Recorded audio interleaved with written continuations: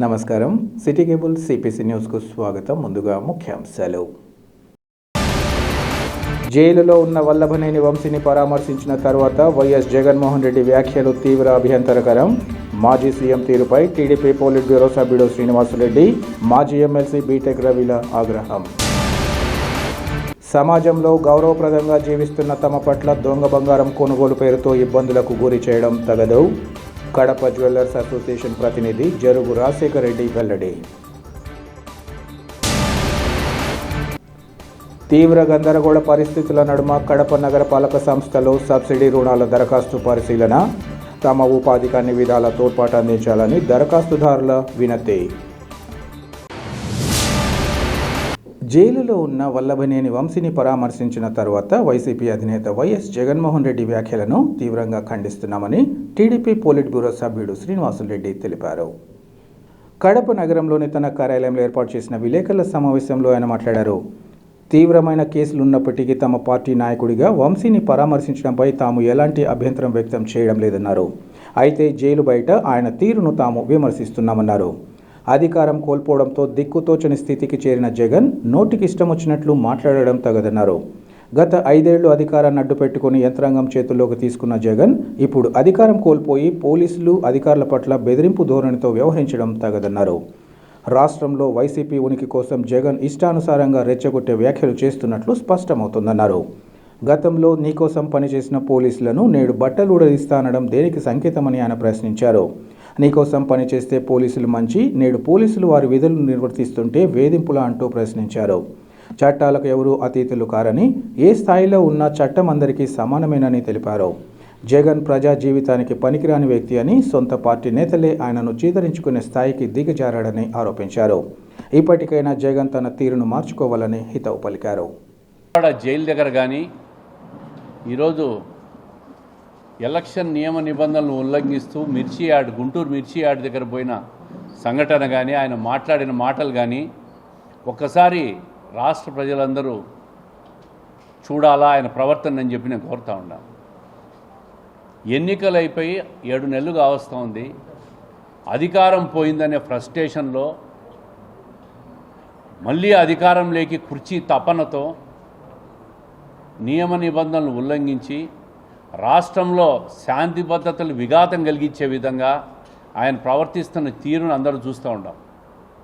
అయ్యా జగన్మోహన్ రెడ్డి గారు, మీరు గత 5 సంవత్సరాల్లో ముఖ్యమంత్రిగా ఉన్న కాలంలో వ్యవస్థలన్నీ చేతిలోకి తీసుకొని 5 సంవత్సరాలు నిరంతరం 144 సెక్షన్ పెట్టారు.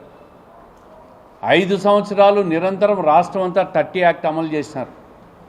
ప్రతిపక్ష నాయకులను రోడ్లోకి రానికుండా చేసినారు. చివరకు చంద్రబాబు నాయుడు గారిని కూడా విజయవాడ ఇంట్లో గేట్లకు గొలుసులేసి తాళాలేసి బయటికి పోనీయకుండా చేసినారు. మీరు అంటే ప్రజాస్వామ్యంలో ఉన్నామా లేక రాక్షస రాజ్యంలో ఉన్నామా అనే రీతిలో మీరు పరిపాలన చేసినారు. ఈరోజు రాజ్యాంగాన్ని గౌరవిస్తూ వ్యవస్థలన్నీ పనిచేయనిస్తూ చంద్రబాబు నాయుడు గారు ఇదే ప్రతిపక్షంలో ఉన్న ఎమ్మెల్యేలను మేము ఎక్కడా ఇబ్బంది పెట్టకుండా ప్రజల్లోకి మీ ఇష్టం, మీరు తిరగాలంటే తిరుక్కోండి అని చెప్పి వదిలేసినందుకు మీరు ఈరోజు ప్రజలను రెచ్చగొడుతూ మీ ఉనికి కోసం, మీ పార్టీ కార్యకర్తలను కాపాడుకునేదానికి, మీ నాయకులను కాపాడుకునేదానికి ఒక రెచ్చగొట్టే ప్రకటనలన్నీ చేస్తూ ఉంటాం. పోలీస్ వ్యవస్థలను మాట్లాడుతున్న బట్టలు కూడా తీసి కొడతామని, బట్టలు ఊడదీస్తామని చెప్పి మాట్లాడుతున్నాం. పోలీసులు ఇదే పోలీసులనే కదా గత 5 సంవత్సరాలు నీ ఇష్టానుసారం నువ్వు వాడుకున్నావు. ఈరోజు బట్టలు ఊడదీస్తా అని మాట్లాడుతున్నావు. రిటైర్ అయినా 7 సముద్రాల దూరంలో ఉన్న లాక్కస్తా అంటున్నావు. వాళ్ళని ఆ విధంగా వాడుకునే కదా ఈరోజు పెద్ద పెద్ద ఐపీఎస్ ఆఫీసర్లు కూడా ఇబ్బందులు పడుతూ ఉంటారు. సునీల్ కుమార్ లాంటి ఐపీఎస్ ఆఫీసరు, సంజయ్ లాంటి ఐపీఎస్ ఆఫీసరు, అదేవిధంగా సీతారామాంజనేయులు అనే ఐపీఎస్ ఆఫీసరు, వీళ్ళందరూ నీ చేతిలో నీ అడుగులకు మడుగులెత్తి నువ్వు చేసిన వాళ్ళను ఉపయోగించుకొని దుర్వినియోగం చేసుకొని వాళ్ళని ఈరోజు నీ వల్ల వాళ్ళు ఇబ్బందులు పడుతున్న పరిస్థితిని కూడా చూస్తూ ఉన్నాం. నువ్వు కూడా మళ్ళీ పోలీసు వాళ్ళని బట్టలు ఊడదీస్తా అని మాట్లాడుతున్నావు. ఆ రోజు మా పక్కన మా సోదరుడు బీటెక్ రవి గారిని, బీసీ జనార్దన్ రెడ్డి గారిని, రఘురామకృష్ణరాజు గారిని, అచ్చెన్నాయుడు గారిని వీళ్ళందరినీ కూడా అరెస్టు చేసి అక్రమ కేసులు పెట్టి అరెస్టు చేసి ముసుగులేసి తీసుకుపోయినప్పుడు అప్పుడు పోలీసులు పనిచేయలేదా నీకు? అప్పుడు పోలీసులు చేసింది కరెక్ట్, ఈరోజు పోలీసులు చేసింది తప్ప? నీ ఇష్టం వచ్చినట్లు అధికారం కోసం మాట్లాడుతూ ఉండవు అంటే ఉనికి పోయింది. అరాచకం చేసి అవినీతి చేసి రాజ్యాంగాలను భ్రష్టు పట్టించి వ్యవస్థలను నీరుగార్చి ఈరోజు 5 సంవత్సరాల తర్వాత 151 సీట్లు వచ్చిన పరిస్థితి నుంచి ఈరోజు 5 తీసి 2 1తో నువ్వు రాష్ట్ర ప్రజలు నిన్ను ఇంటికి పంపించిన పరిస్థితి చూస్తూ ఉంటే నీకు మతి భ్రమించిందో, ఫ్రస్ట్రేషన్లో ఉండావో, నీ మనసు ఏమైనా గాయమైపోయి మానసికంగా దెబ్బతిన్నావో అర్థం కాలేదు. కానీ ఉనికి కోసం మాట్లాడుతున్నట్టుంది. అసహించుకుంటా అన్నారు నీ పార్టీ కార్యకర్తలే నిన్ను చూసి ఈరోజు వంశీని కాపాడుకునేదానికి ఒక తప్పుడు వ్యక్తిని, సోషల్ మీడియాలో మహిళలను కూడా కించపరిచిన వ్యక్తిని కాపాడుకునేదానికి నువ్వు జైలుకు పోయినావు. అంటే జైలుకి ఎవరు పోతే జైలు నాకు అలవాటు అయిపోయిందిలే, మీరు కూడా జైల్లో ఉండండి, మళ్ళీ అధికారంలోకి వచ్చేస్తామని చెప్పి ఒక భ్రమ కల్పిస్తూ ఉండవు. నీ పార్టీ నాయకులు, నీ పార్టీ కార్యకర్తలే కాదు, రాష్ట్ర ప్రజలంతా నీ ప్రవర్తన చూసి 7 నెలలుగా అసహించుకునే రోజులు పరిస్థితులు వచ్చినాయి. నిన్ను మళ్ళీ మళ్ళీ ఈ రాష్ట్రం అంగీకరించే పరిస్థితిలో లేదు. ప్రజా జీవితానికి జగన్ పనికిరాడనే విషయాన్ని ప్రజలు ధృవీకరించుకున్నారు. దానికి ఆలోచన లేకుండా ఒక్కసారి నిన్న విజయవాడ జైల్లో నువ్వు మాట్లాడిన మాటలు ఒక్కసారి నీ వీడియో నువ్వే చూసుకుంటే నువ్వు ఏం మాట్లాడావో నీకే అర్థమైపోతుంది. జగన్మోహన్ రెడ్డి గారు ఇంత ఘోరంగా తెలుగుదేశం ప్రభుత్వాన్ని, కూటమి ప్రభుత్వాన్ని, చంద్రబాబు నాయుడు గారిని నీ ఇష్టం వచ్చినట్లు మాట్లాడి నీ సునకానందాన్ని తీర్చుకోవాలని చూస్తే ఆ దేవుడే నిన్ను రక్షిస్తాడు. రాష్ట్ర ప్రజలు, వైఎస్ఆర్ కాంగ్రెస్ పార్టీ కార్యకర్తలు కూడా నిన్ను అసహించుకుంటున్నారు నీ ప్రవర్తన చూసి. ఇది గుర్తుపెట్టుకో అని చెప్పి తెలియజేస్తూ ఉన్నాం. అధికార పార్టీ నేతల ఒత్తిళ్లకు తలొగ్గిన జిల్లా పంచాయతీ అధికారిణి రాజ్యలక్ష్మి తమ చెక్ పవర్ను రద్దు చేసేందుకు యత్నిస్తోందని విఎన్పల్లె మండలం బుసిరెడ్డిపల్లె గ్రామ పంచాయతీ సర్పంచ్ లింగారెడ్డి అనురాధ ఆరోపించారు. తన భర్త రాష్ట్ర మైనింగ్ కార్పొరేషన్ మాజీ డైరెక్టర్ ప్రతాప్ రెడ్డితో కలిసి బుధవారం డిపిఓ కార్యాలయం ఎదుట ఆమె నిరసన ప్రదర్శన నిర్వహించారు. ఈ సందర్భంగా సర్పంచ్ అనురాధ మాట్లాడుతూ తమ గ్రామం బుసిరెడ్డిపల్లె నుంచి గంగనపల్లె వరకు 1,14,000 రూపాయలతో గ్రావెల్ రోడ్డు నిర్మించామని తెలిపారు. ఏఈ కూడా సర్టిఫికేట్ ఇచ్చినట్లు ఆమె పేర్కొన్నారు. బిల్లు కూడా ఇంతవరకు తాము తీసుకోలేదన్నారు. తాము వేసిన రోడ్డు పని పరిశీలించిన ఏఈ ఎంబుక్ కూడా ఇచ్చారని, ఆడిట్ జరిగిందని తెలిపారు. రోడ్డు పనుల్లో తాము అవినీతికి పాల్పడ్డామంటూ అధికార పార్టీకి చెందిన గ్రామస్తులైన లైన్మెన్ ప్రసాద్ రెడ్డి, నల్లబల్ల రమణారెడ్డిలు రాజకీయంగా డీపీపై ఒత్తిడి తెచ్చారని ఆరోపించారు. అధికార పార్టీ నాయకుల ఒత్తిళ్లకు తలొగ్గిన డిపిఓ రాజ్యలక్ష్మి దీనిపై విచారణ బాధ్యతను పులివెందుల డివిజనల్ పంచాయతీ అధికారికి అప్పగించారన్నారు. తమది ఫ్యాక్షన్ గ్రామమని, డిపిఓ వైఖరి కారణంగా కక్షలు పెరిగే అవకాశం ఉందన్నారు.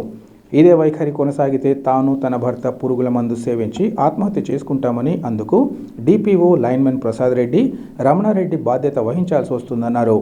ఈ విషయాన్ని తాము కలెక్టర్కు ఫిర్యాదు చేయనున్నట్లు వారు తెలిపారు.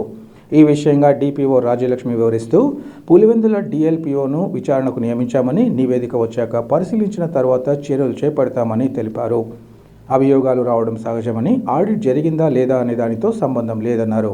తమపై రాజకీయ ఒత్తిళ్లు లేవని, చట్ట వ్యతిరేకంగా ఎలాంటి చర్యలు చేపట్టబోమని అన్నారు. తప్పు జరిగి ఉంటే ఏఈ కూడా బాధ్యులే అవుతారని ఆమె తెలిపారు. విలేజ్కి వచ్చేసి గంగిరెడ్డిపల్లె టు బుసిరెడ్డిపల్లె రోడ్డు వేసినాము. అది గంగనపల్లె రోడ్డు, గంగిరెడ్డిపల్లె అంటున్నారు. గంగనపల్లె రోడ్డు బుసిరెడ్డిపల్లె విలేజ్ వేసినాం. రోడ్డు వేసింటే అది కాదు, గంగిరెడ్డిపల్లె రోడ్డు వేసినారని దానికి కంప్లైంట్ ఇచ్చి డిపిఓ గారికి చేసినారు. డిపిఓ మేడం ప్రెజర్ చేసి వాళ్ళకు ఊర్లో వాళ్ళు వచ్చి నిన్న మాట్లాడింటే మేము చేస్తాను, నేను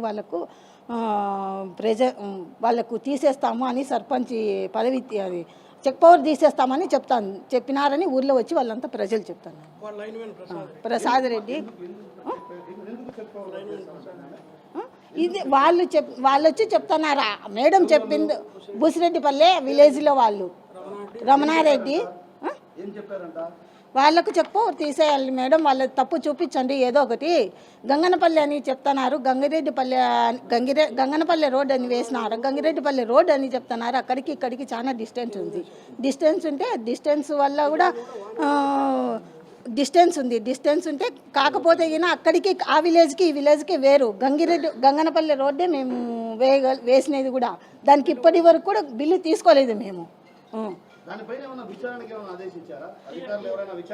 అది డిఎల్పి ఓసారి పోయి ఫోటోలు కూడా తీసి పెట్టినారని అనుమానం వచ్చింది. ఫోటోలు కూడా తీసినారు, ఫోటోలు కూడా తీసి పెట్టినాము మేము వాళ్ళకు. 1000 వాళ్ళు ఇచ్చినారు సార్. మళ్ళీ రెడ్డి అనేవాడు, రమణారెడ్డి అనే వ్యక్తులు, ఇది బుసిరెడ్డిపల్లె టు గంగిరెడ్డిపల్లె అంటే 4 పంచాయతీలు దాటాలి నా ఊరు నుండి. ఆ రోడ్డు కూడా ఉండదు అక్కడ. ఎంబుక్కులు రికార్డు ఉన్నాయి, అది రుద్దినోటి కాదు. ఆల్రెడీ ఈమెకు కూడా సబ్మిట్ చేసిన ఎంబుక్కు. అమ్మ వాళ్ళు పెట్టింది 80వ number, ఎంబుక్కు number. Busireddipalle to గంగనపల్లె road అది. మేము బిల్లు కూడా తీసుకోలేదు ఇంతవరకు. ఆడిట్ అయిపోయినట్టు కూడా మీరు చెక్ చేస్తున్నారు.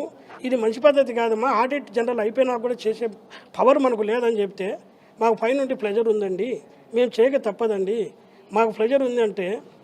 మా పంచాయతీ ఎంత 690 ఓట్లు ఉన్న చిన్న కురు పంచాయతీ. మా అంటే తిప్పి కొట్టినా కూడా 4 లక్షలు కూడా దానికి ఫండ్స్ రావు. ఆల్రెడీ రికార్డు పెట్టాము. ఇప్పుడు 60-40 వాడాలా డబ్బును పంచాయతీది. వాటర్కు 60 వాడాలా, కొదమదానికి 40 వాడాలా. 2% అటో ఇటో వాడింటాం, అదేం పేడైంది కాదు. ఇప్పుడు లైట్ పోయి ఉంటుంది, ఎమర్జెన్సీగా వేయాల్సింది వస్తుంది. ఒక బోరు మోటార్ పోయి ఉంటుంది, వేయాల్సింది వస్తుంది.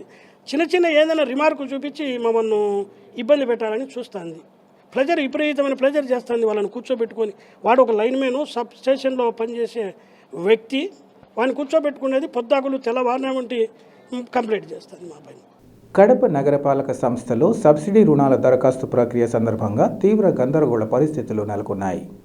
BC corporation, EBC, Reddy, Aryavysya, Kapu కార్పొరేషన్ల ద్వారా రుణాలకు గాను ప్రభుత్వం ఇటీవల నోటిఫికేషన్ జారీ చేసింది. ఇందులో భాగంగా ఈరోజు రుణాల దరఖాస్తుల పరిశీలన చేపట్టారు.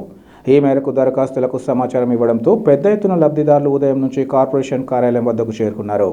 ఈ సందర్భంగా పరిస్థితి అదుపు తప్పడంతో పోలీసులు వాహనదారులను దారి మళ్లించారు. కార్యాలయంలో ఏం జరుగుతోందని పలువురు ఆందోళన చెందారు.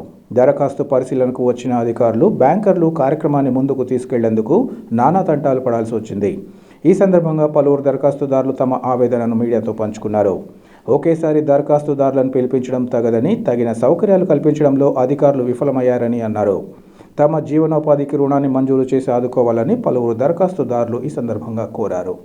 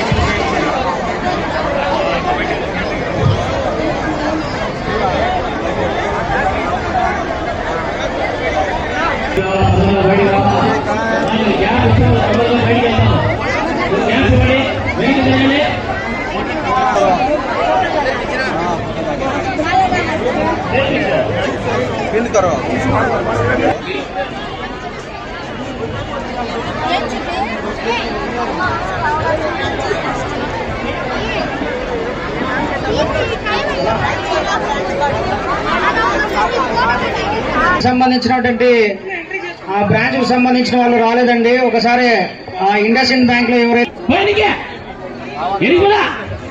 చెప్తా ఉంటే అర్థం కదా మీకు గోపే అందరు ఎరికలాగో 2 వరకు ఎవరిని పంపమని చెప్పినాము.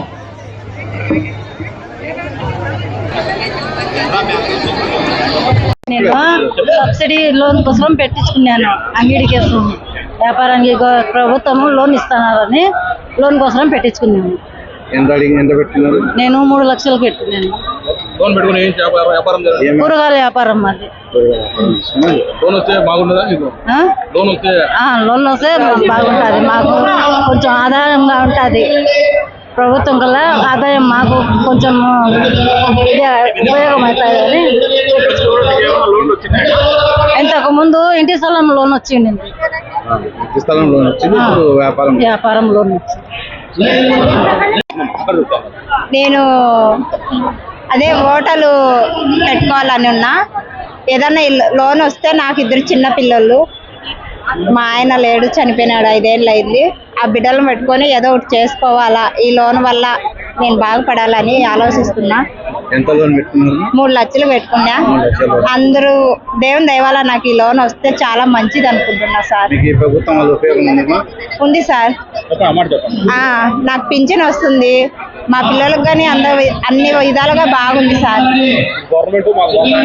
గవర్నమెంట్ మాకు బాగా సాయం చేసింది సార్. అందుకు ఈ లోను ఏదైనా దేవుని దయ వల్ల వస్తే నేను ఏదో బిజినెస్ చేసుకొని హోటలు పెట్టుకొని చేయాలని ఆలోచిస్తున్నా. ప్రత్యక్ష పరోక్ష రాజకీయాలలో వైఎస్ కుటుంబ సభ్యులను ఓడించడమే తన జీవితాశయమని మాజీ MLA Pulivendula TDP in-charge BTech Ravi తెలిపారు. కడప నగరంలో టీడీపీ నేత శ్రీనివాసులరెడ్డి కార్యాలయంలో ఏర్పాటు చేసిన విలేకరుల సమావేశంలో ఆయన మాట్లాడారు. పులివెందుల ఉప ఎన్నికల కోసం ప్రజలు ఎదురు చూస్తున్నారన్నారు. వైసీపీ అధినేత వైఎస్ జగన్ విజయవాడ జైలు వద్ద మాట్లాడిన మాటలు ఆయన స్థాయికి తగ్గట్టుగా లేవన్నారు. మాజీ ఎమ్మెల్యే వంశీని సాక్ష్యాధారాలతో పోలీసులు అరెస్ట్ చేస్తే పోలీసులను బట్టలు ఊడదీస్తామనడం ఎంతవరకు సమంజసమని ప్రశ్నించారు. పోలీసులు అరెస్ట్ చేసి ప్రైవేట్ వ్యక్తులకు అప్పగించడం ఏ ప్రభుత్వంలోనైనా జరిగిందా అని ప్రశ్నించారు. వైసీపీ హయాంలో తనను అంతం చేయాలని చూశారని, కానీ మీడియా వల్ల బయటపడగలిగానన్నారు. తన ప్రభుత్వంలో పోలీసులను ఇష్టం వచ్చినట్లు వాడుకొని ఈరోజు వారిని గుడ్డలు విడదీసి నిలబెడతానడం ఆయన మతి స్థిమితం లేదనడానికి నిదర్శనమన్నారు. శాసనసభ స్పీకర్కు తెలపకుండా 60 రోజులు శాసనసభకు హాజరు కాకపోతే అనర్హత వేటు వేయడం అనే చట్టాన్ని స్వాగతిస్తున్నామన్నారు.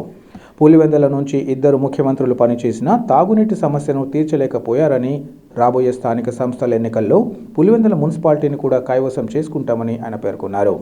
సెంట్రల్ జైల్లో దస్తగిరి రెడ్డి దగ్గరకు డాక్టర్ చైతన్య రెడ్డి వెళ్లడం చూశానని, సెంట్రల్ జైలులో పెట్టిన మెడికల్ క్యాంప్ దస్తగిరి రెడ్డిని కలవడం కోసం వెళ్లడం జరిగిందని ఆయన తెలిపారు. అంటే విజయవాడలో ఒక జైలు దగ్గరికి పోయి, అంటే ఒక కేసులో రిమాండ్ ఖైదీగా ఉన్న మాజీ ఎమ్మెల్యే గన్నవరం మాజీ శాసనసభ్యుడు అయినటువంటి వంశీని పరామర్శించే ఉద్దేశంతో అక్కడికి పోయి, అక్కడ ములాఖాత్ అయిన తర్వాత ఆయన బయటికి వచ్చి మాట్లాడిన ఆ భాష, మాట్లాడిన ఆ పదాలు అవన్నీ చూసి సొంతం అతని పార్టీ కార్యకర్తలు వాళ్ళే జగన్మోహన్ రెడ్డిని అసహించుకునే పరిస్థితి.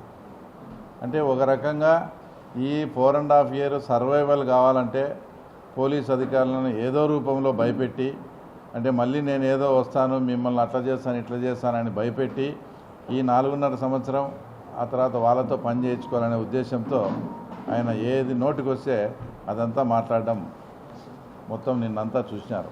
ఆయన ఒక స్టేజ్లో ఆయన మాట్లాడుతూ మిమ్మల్ని రిటైర్ అయినా 7 సముద్రాలు దాటిపోయి అవతల ఉన్నా కూడా మిమ్మల్ని తర్వాత ఇక్కడ ఆంధ్రప్రదేశ్కు రప్పించి బట్టలు ఉడదీస్తానని ఒక ముఖ్యమంత్రిగా పనిచేసిన ఆయన మాట్లాడడము తర్వాత ఎంతవరకు సబబో మీరే అర్థం చేసుకోండి.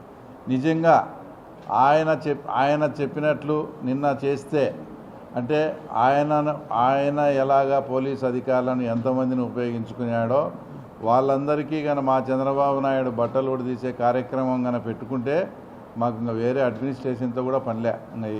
ఈ 5 ఏళ్ళు కూడా బట్టలు తీసే కార్యక్రమమే సరిపోతుంది. అంటే అంతమంది పోలీస్ అధికారులను, పోలీస్ ఆఫీసర్స్ను జగన్మోహన్ రెడ్డి వాడుకొని మా మీద మేము బాధితులై ఇప్పుడు సర్వైవల్ ఈ రకంగా ఉంటే, మీ అతను ఎవరో తప్పు చేసి అవన్నీ కూడా ఆయన కిడ్నాప్ చేసిన వీడియోలు కూడా అన్నీ బయటపడితే ఆయన్ను పరామర్శించను పోయి తర్వాత బాధితులైనటువంటి మమ్మల్ని కూడా అది పోలీస్ ఆఫీసర్లను దృష్టిలో పెట్టుకొని తర్వాత పోలీస్ ఆఫీసర్లకు బట్టలు ఉడిదిస్తాం అది ఇస్తామని. అసలు ఆయన పోలీస్ అధికారులను ఏ రకంగా ఉపయోగించినాడో సింపుల్గా 2 ఎగ్జాంపుల్స్ చెప్తా.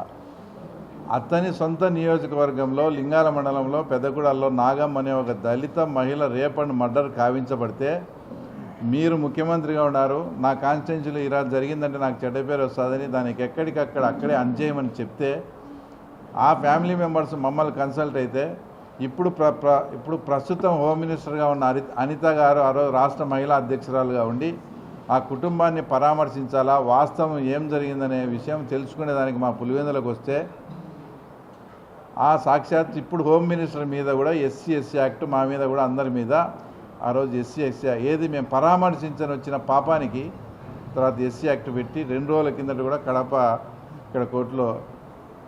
ఇక్కడ కోర్టులో వాయిదా కూడా ఉండింది. ఆయన హోంమంత్రి అయినా కూడా ఇప్పటికీ కూడా ఆ కేసునుగా రాష్ట్ర ప్రభుత్వం తొలగించుకోలేకపోతుందంటే ప్రభుత్వం ఎంత ట్రాన్స్పరెంట్గా ఎంత పారదర్శకంగా పనిచేస్తుందో. సాక్షాత్తు హోమ్ మినిస్టర్ మీద పెట్టిన తప్పుడు కేసు కూడా ఇంకా మన ప్రభుత్వం కూడా అట్లే ఉందంటే అడ్డగోలుగా చేయకూడదు, చాలా పారదర్శకంగా చేయాలనే ఉద్దేశంతో. తర్వాత రెండో ఎగ్జాంపుల్ నేను ఒకసారి నన్ను చెన్నై ఎయిర్పోర్ట్లో అరెస్ట్ చేసినావు. ఏమని, ఎందుకు అక్కడికి పోయి అరెస్ట్ చేసినావంటే నేను 6 నెలల నుంచి తప్పించుకొని తిరుగుతానని చెప్పినావు. అది ఒక ఇష్యూ. రెండో ఇష్యూ మళ్ళీ తర్వాత నేను ఇక్కడికి వచ్చి కడపకు పులివెందులకు పోయేటప్పుడు రాత్రి 6:10 దారి కాచి మమ్మల్ని అరెస్ట్ చేసినారు. అరెస్ట్ చేసింది అప్పుడు పొద్దుటూరులో రూరల్గా పనిచేస్తానే రమణారెడ్డి అనే అతను నన్ను అరెస్ట్ చేసింది. నన్ను 2.5 గంట తర్వాత అప్పగించింది కమలాపురం సిఐ రామకృష్ణారెడ్డికి. నన్ను అరెస్ట్ చేసింది ఒకరు. ఎక్కడైనా కానీ ఆంధ్రప్రదేశ్ చరిత్రలో వచ్చి పోలీసులు అరెస్ట్ చేసి ఆ తర్వాత పోలీసులు ముసుగేసి చేతులకు హ్యాండ్ కప్స్ చేసి నన్ను ప్రైవేట్ వ్యక్తులకు అప్పగించడం అంటే పోలీసులు అఫీషియల్గా అరెస్ట్ చేసి అఫీషియల్గా అంటే గన్మెన్ డ్రైవర్ అందరి సెల్లులు లాక్కొని అరెస్ట్ అయినట్టు కూడా తెలియకుండా చేసి ఎక్కడైనా ప్రైవేట్ వ్యక్తులకు అప్పగించారు. దాదాపు అంతా మీ మీడియా పుణ్యాన ఆ రోజు అంతా ఇదైపోయి ఆ రోజు నేను వాస్తవంగా బయటపడడం జరిగింది. నన్ను భౌతికంగా ఎలిమినేట్ చేసే ఉద్దేశంతో ప్రైవేట్ వాళ్ళకి అప్పగిస్తే ఇక్కడ ఉండే ఫ్రెండ్స్ కానీ తర్వాత మీ మీడియా వాళ్ళంతా అదంతా పబ్లిక్ కావడంతో అదంతా కూడా ఆ రోజు సేఫ్గా అంటే ఇంత పచ్చిగా ఇంత ఘోరంగా కూడా నువ్వు పోలీసు అధికారులను వాళ్ళను ఉపయోగించుకొని అది అవతల వాళ్ళ మీదకి తర్వాత నెట్టివేయడం అనేది ఇది చాలా దారుణమైన విషయం. తర్వాత ఇంకోటి, ఒక ముఖ్యమంత్రిగా ఉండి తెలుగుదేశం పార్టీ ఆఫీస్ పైన దాడి చేస్తే ఎవరైనా కూడా మామూలుగా పొలిటికల్ యాంగిల్లో ఆలోచించినా కూడా దాన్ని ఖండిస్తారు. అలాంటిది నీవు ఖండించకపోగా ఆయన పట్టాభి మాట్లాడిన మాటలకు మా వైఎస్ఆర్సీపీ కార్యకర్తలకు నా అభిమానులకు బీపీ పెరిగింది, అందుకని పోయి దాడి చేసినారని స్వయాన ముఖ్యమంత్రి మాట్లాడతాడు. ఎక్కడన్నా బీపీ పెరిగితే హాస్పిటల్కి పోతారు కానీ ఆఫీస్ పైన వచ్చి దాడి చేస్తారా అంటే ఆయన మాట్లాడే విధము ఇంకా రెచ్చగొట్టే విధంగా మాట్లాడతాడు. ఇంకోటి, నిన్న మాట్లాడిన దాంట్లో కూడా జగన్మోహన్ రెడ్డి గారు ఒక ముఖ్యమంత్రిగా పనిచేసి ఎవరన్నా కానీ రాజకీయాల్లో అందం గురించి కులం గురించి సామాజిక వర్గం గురించి మాట్లాడిన ముఖ్యమంత్రి కానీ గత ముఖ్యమంత్రి కానీ నాకు తెలిసి ఎవరు లేరు. నువ్వు ఒక ముఖ్యమంత్రిగా ఉండి రాజ్యాంగబద్ధమైన ఒక పదవిలో ఉన్న నిమ్మగడ్డ రమేష్ని ఆ రోజు కులం పేరుతో నువ్వు మాట్లాడినావు. అది ఎంత ఇప్పటికీ కూడా అది ఒక మన ప్రజాస్వామ్య వ్యవస్థలోనే ఒక చెరగని ముద్రగా ఆ రోజు నువ్వు మాట్లాడినావు ఆయన కమ్మకులం అని. నిన్న ఏం మాట్లాడతావు? అదే చంద్రబాబు నాయుడు సామాజిక వర్గానికి చెందిన వీళ్ళు కాబట్టి వీళ్ళు అందంగా ఉండాలని చంద్రబాబు నాయుడు అసూయతో ఇదంతా చేసినాడు అన్నట్టు మాట్లాడతాను. ఇది ఎంత ఆయన వయసు ఏంది? 70-72 ఏళ్ళు ఉంటే వంశీ అందగాడంట, కొడాలి నాని అందగాడంట. ఈయనకి ఎట్లా కనపచ్చినాడో కొడాలి నాని ఈయనకంతా ఎట్లా నచ్చినాడో నాకైతే అర్థం కాలే. లోకేష్ కన్నా దేవిలేని అవినేష్ అందంగా ఉంటాడని ఎప్పుడైనా నీకు కూడా సెక్షన్ పడుతుందంటే వాళ్ళందరినీ గుంపు చేసి కలుపుకుంటాడు, వీళ్ళు ఎక్కడ జారిపోయి ఎక్కడన్నా పోతారేమో అని. సమాజంలో గౌరవప్రదంగా జీవిస్తున్న తమ పట్ల దొంగ బంగారం కొనుగోలు పేరుతో ఇబ్బందులకు గురి చేయడం ఏమాత్రం తగదని కడప జ్యువెల్లర్స్ అసోసియేషన్ ప్రతినిధి జరుగు రాజశేఖర రెడ్డి తెలిపారు. కడప జ్యువెల్లర్స్ అసోసియేషన్ కొత్త కార్యవర్గాన్ని ఎన్నిక ఈరోజు కొనసాగింది. అనంతరం ఏర్పాటు చేసిన విలేకరుల సమావేశంలో జరుగు రాజశేఖర రెడ్డి మాట్లాడుతూ గత కొంతకాలంగా తమను పోలీసు యంత్రాంగం ఇబ్బందులకు గురి చేయడం ఏమాత్రం సమంజసం కాదన్నారు. కడపలోని ఏ దుకాణదారుడు దొంగ బంగారం కొనుగోలు చేయడం జరగదన్నారు. ఏమాత్రం పరిచయం లేని వ్యక్తి వద్ద బంగారు నగలు కొనుగోలు చేయరన్నారు. పలు సందర్భాలలో తమకు తెలిసిన వ్యక్తి మీడియేటర్గా వచ్చి బంగారు నగలను అమ్మినట్లయితే అన్ని విధాలా నిర్ధారించుకున్న తరువాతే కొనుగోలు చేస్తామన్నారు.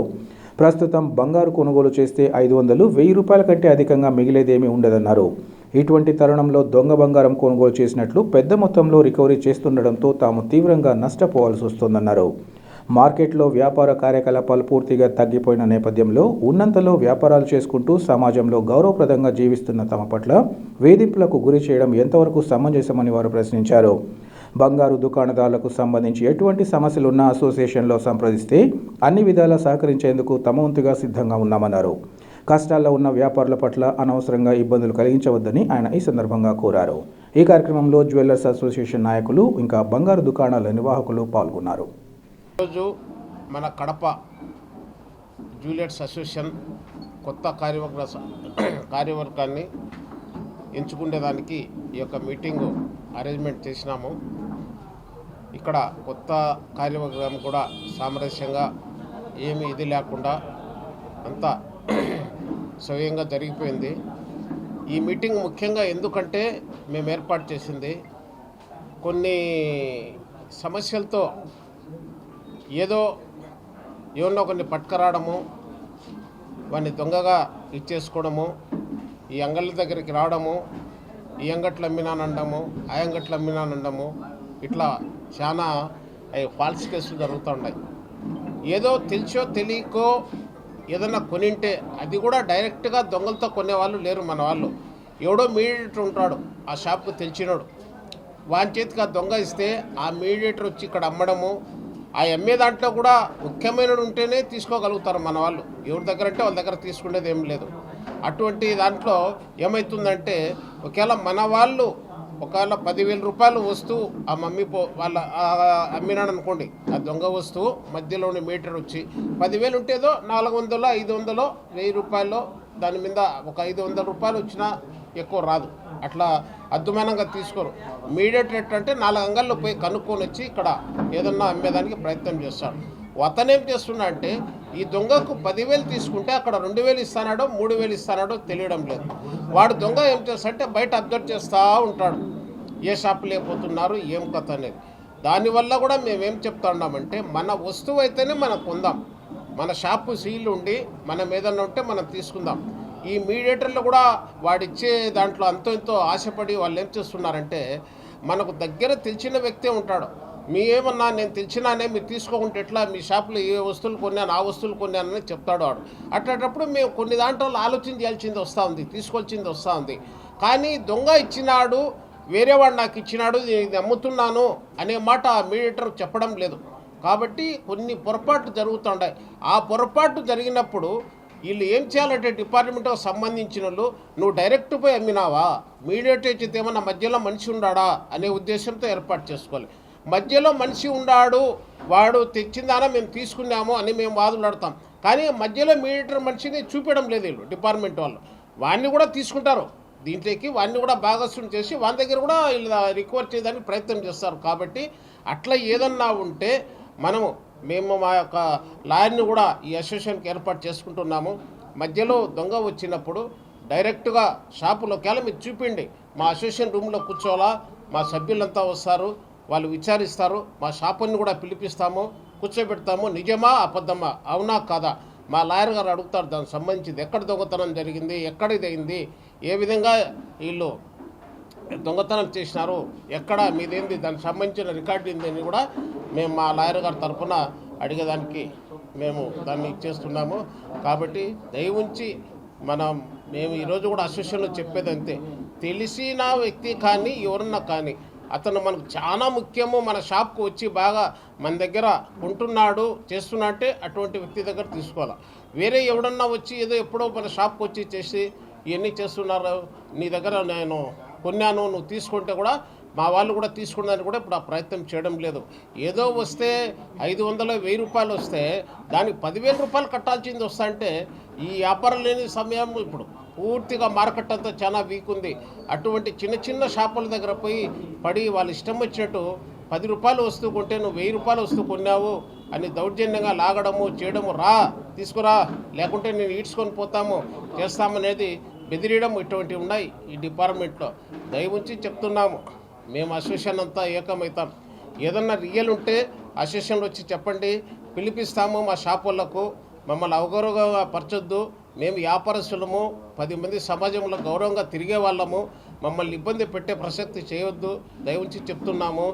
కడప నగరం రవీంద్రనగర్లోని శ్రీ బుగ్గయేరు గంగమ్మ తల్లి విగ్రహ పునః ప్రతిష్టాపన మహాకుంభాభిషేక మహోత్సవాలు ఘనంగా ప్రారంభమయ్యాయి. 3 రోజుల పాటు అత్యంత వైభవంగా నిర్వహించనున్న ఈ మహోత్సవాలలో మొదటి రోజు బుధవారం మధ్యాహ్నం భక్తులు మస్తాన్ తిరుమలయ్య కుటుంబ సభ్యులతో పాటు సుబ్బరాయుడు భక్తులకు పెద్ద ఎత్తున అన్నదాన కార్యక్రమాన్ని నిర్వహించారు. సాయంత్రం మహాసంకల్పం, గణపతి పూజ, స్వస్తి పుణ్యాహవచనం, ఋత్విగణం, కలశారాధన నిర్వహించారు. అలాగే అగ్ని ప్రతిష్ఠ, కళాకర్షణ హోమం, గోపూజ, పూర్ణాహుతి, విగ్రహ ఉద్వాసన, తీర్థప్రసాద వినియోగం జరిగింది. గురువారం అమ్మవారి విగ్రహానికి కలశాభిషేకం, అన్నదాన కార్యక్రమం, అమ్మవారి గ్రామోత్సవాన్ని నిర్వహిస్తారు. ఈ సందర్భంగా గురువులు బ్రహ్మయ్య ఆధ్వర్యంలో కోలాట ప్రదర్శన ఉంటుంది. చివరి రోజు వివిధ పూజోత్సవాలతో పాటు సాయంత్రం గురువు మత్స్యగారి శివశంకర్ ఆధ్వర్యంలో చెక్క భజన కార్యక్రమాన్ని ఏర్పాటు చేశారు. ఈ సందర్భంగా ఉత్సవ ఆలయ కమిటీ ప్రతినిధులు మాట్లాడుతూ అమ్మవారి మహాకుంభాభిషేకం ఉత్సవాలలో ప్రతి ఒక్కరూ పాల్గొని అమ్మవారి అనుగ్రహాన్ని పొందాలని సూచించారు.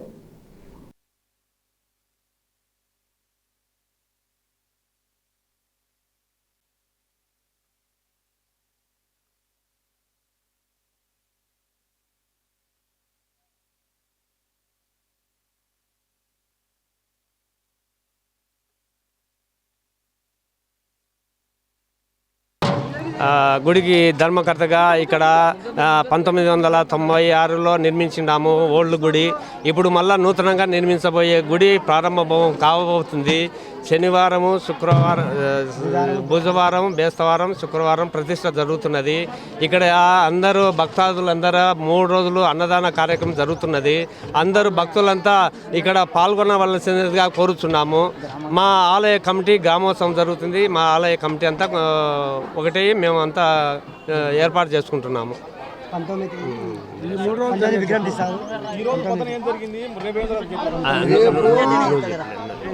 రవీంద్రనగర్ లాకాల దగ్గర అమ్మవారు కొత్త గుడి ప్రతిష్ట జరుగుతున్నది.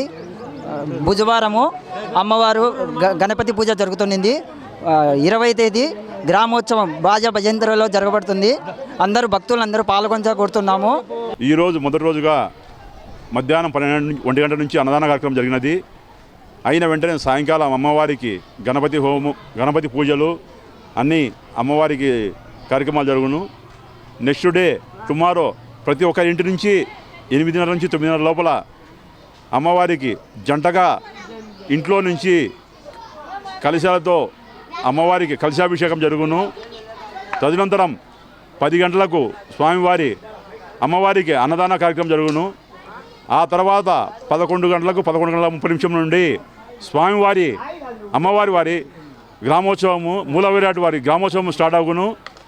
గొప్పగా రంగరంగ వైభవంగా కేరళ వాయిద్యాలతో మరియు అమ్మవారి వేషధారణలతో మన గంగమ్మ గుడి దగ్గర ఉన్నటువంటి భక్తులందరూ కొద్ది రోజులుగా అమ్మవారి వద్ద కోలాట కార్యక్రమం నేర్చుకొని అమ్మవారికి గ్రామోత్సవం రోజున కోలాటం కోసము ప్రతి ఒక్కరూ భక్తులంతా పాల్గొన్నారు. నెక్స్ట్ అమ్మవారికి తప్పెట్లతో, బాణాసంచలతో చాలా గొప్పగా రంగరంగ వైభవంగా ఈ కార్యక్రమం జయప్రదం చేస్తున్నాము. 21వ తేదీ అమ్మవారికి ఉదయం నుంచి పూజా కార్యక్రమం జరిగి 8 గంటల నుండి అమ్మవారిని ప్రతిష్ఠ కార్యక్రమం జరుగును. కడప నగర ప్రజలందరికీ తెలుగుదేశం పార్టీ తరపున నమస్కారాలు. ఈరోజు రవీంద్రనగర్ ప్రాంతంలోని బుగ్గయ్యేరు తీర ప్రాంతంలో వెలిసినటువంటి శ్రీ బుగ్గయ్యేరు గంగమ్మ తల్లి గారి విగ్రహ పునఃప్రాణ ప్రతిష్ఠ కార్యక్రమాన్ని పురస్కరించుకొని ఇక్కడ ఈరోజు గొప్పగా దాతల సహకారంతో అన్నదాన కార్యక్రమాన్ని ఏర్పాటు చేయడం జరిగింది. ఈ యొక్క కార్యక్రమంలో వేలాది మంది భక్తులు పాల్గొనడం జరుగుతూ ఉంది. ఈ సందర్భంగా మేము ఈ యొక్క కడప నగర ప్రజానికం అందరినీ ఆ యొక్క బుగ్గయ్యేరు గంగమ్మ తల్లిని ప్రార్థించడం ఏమిటంటే కనుక ఈ యొక్క కడపలో ఉన్నటువంటి ప్రతి ఒక్కరూ అష్టైశ్వర్య సుఖ సంతోష భోగ భాగ్యాలతో విరసిల్లేలా ఆ యొక్క బుగ్గయ్యేరు గంగమ్మ తల్లి ఆశీర్వదించాలని చెప్పేసి ఈ సందర్భంగా మేము ప్రతి ఒక్కరిని కోరుకుంటూ రేపు జరిగేటువంటి ఏదైతే గ్రామోత్సవం ఉందో ఆ యొక్క గ్రామోత్సవ కార్యక్రమంలో ఈ యొక్క కడప నగర నలుమూలలను ఉన్నటువంటి ప్రతి ఒక్క భక్తులు పాల్గొని ఆ యొక్క కార్యక్రమాన్ని విజయవంతం చేయాలని చెప్పేసి ఈ సందర్భంగా మేము ప్రజానికాన్ని భక్తులను కోరుకుంటాం. వార్తలు ముగించే ముందు ముఖ్యాంశాలు మరోసారి. జైలులో ఉన్న వల్లభనేని వంశీని పరామర్శించిన తర్వాత వైఎస్ జగన్మోహన్ రెడ్డి వ్యాఖ్యలు తీవ్ర అభ్యంతరకరం. మాజీ సీఎం తీరుపై టీడీపీ పోలిట్ బ్యూరో సభ్యుడు శ్రీనివాసులరెడ్డి, మాజీ ఎమ్మెల్సీ బీటెక్ రవిల ఆగ్రహం. సమాజంలో గౌరవప్రదంగా జీవిస్తున్న తమ పట్ల దొంగ బంగారం కొనుగోలు పేరుతో ఇబ్బందులకు గురి చేయడం తగదు. కడప జ్యువెలర్స్ అసోసియేషన్ ప్రతినిధి జరుగు రాజశేఖర్ రెడ్డి వెల్లడి. తీవ్ర గందరగోళ పరిస్థితుల నడుమ కడప నగరపాలక సంస్థలో సబ్సిడీ రుణాల దరఖాస్తు పరిశీలన, తమ ఉపాధికి అన్ని విధాల తోడ్పాటు అందించాలని దరఖాస్తుదారుల వినతి. సిటీ కేబుల్ సిపిసి న్యూస్ ఇంతటితో సమాప్తం. నమస్కారం.